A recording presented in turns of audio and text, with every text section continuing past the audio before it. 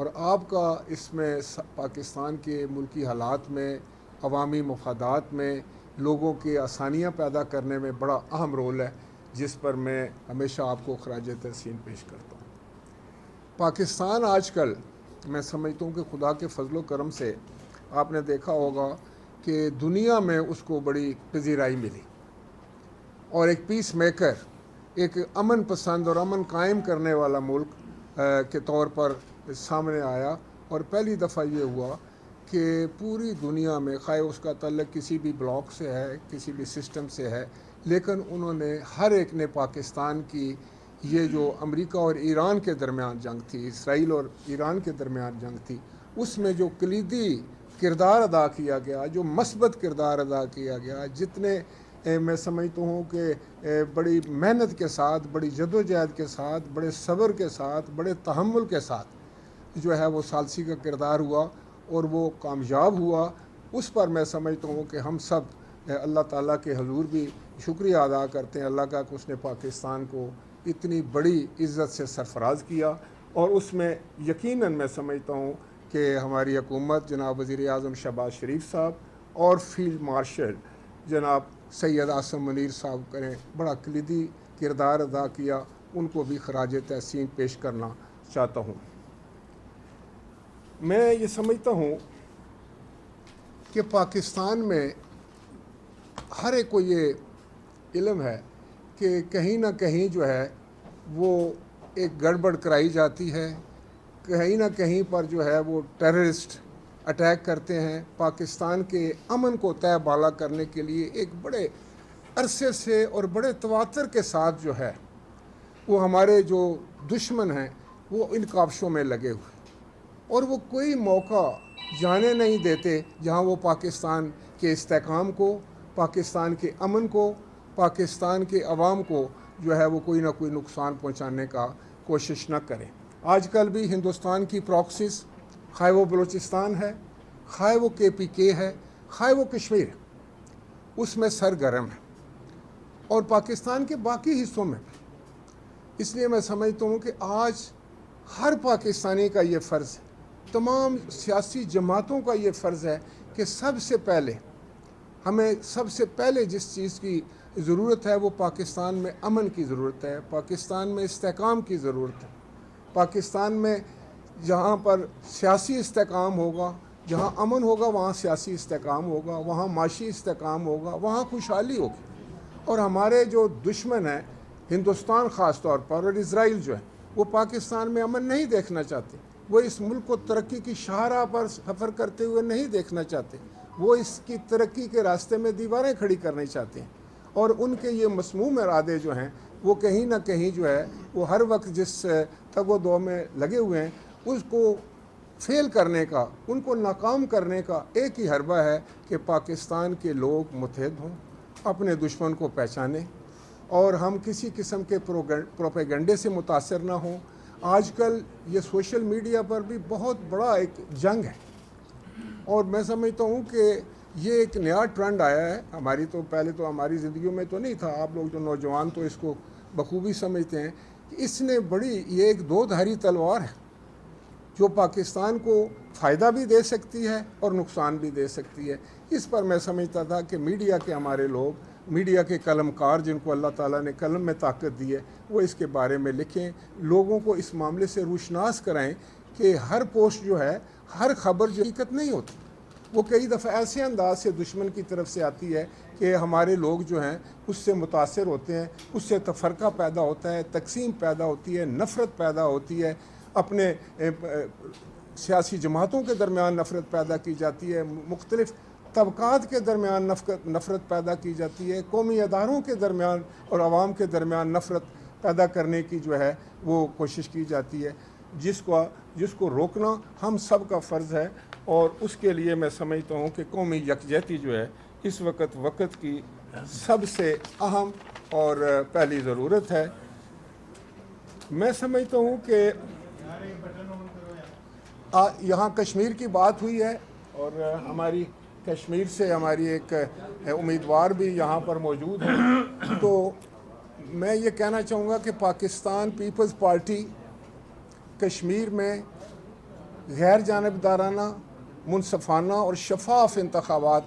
پہ یقین رکھتی ہے، اور ہمارا یہی حکومت کے ساتھ بھی اور وہاں پر جو بھی سٹیک ہولڈرز ہیں ان کے ساتھ مطالبہ ہے کہ صاف، شفاف اور غیر جانبدارانہ انتخابات جو ہیں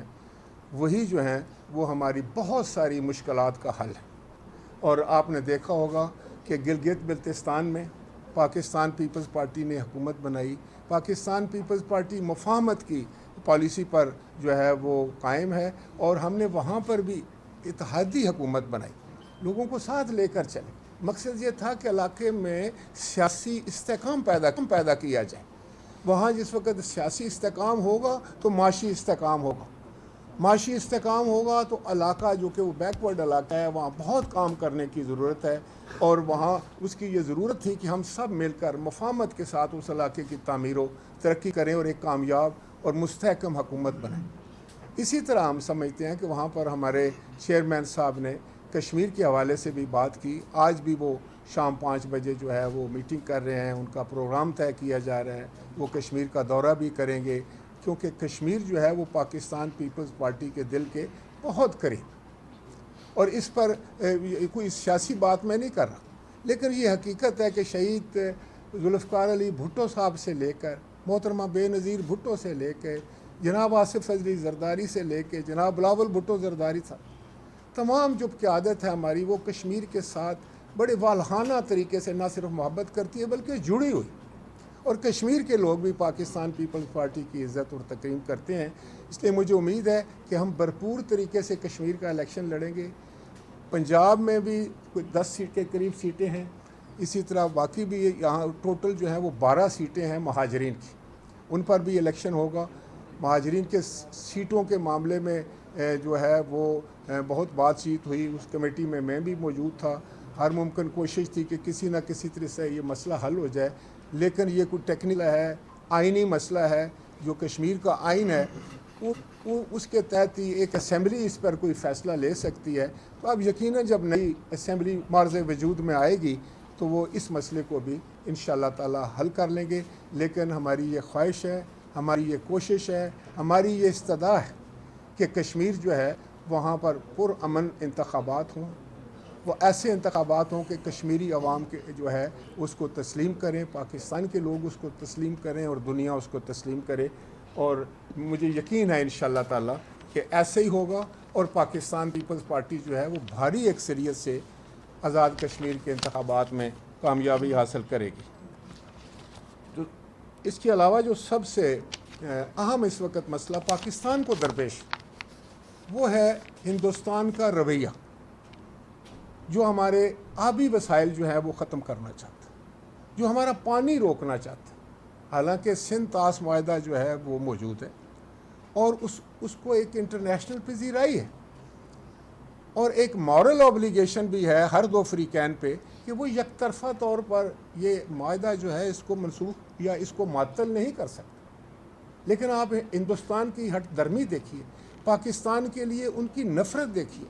پاکستان کو نقصان پہنچانے کا ان کا انداز دیکھیے۔ انہوں نے کہا نہیں جی ہم تو اس کو معطل کر دیں گے، ہم تو آپ کا پانی روک لیں گے، ہم تو پانی آگے جانے نہیں دیں گے۔ کیا ایسا ممکن ہے؟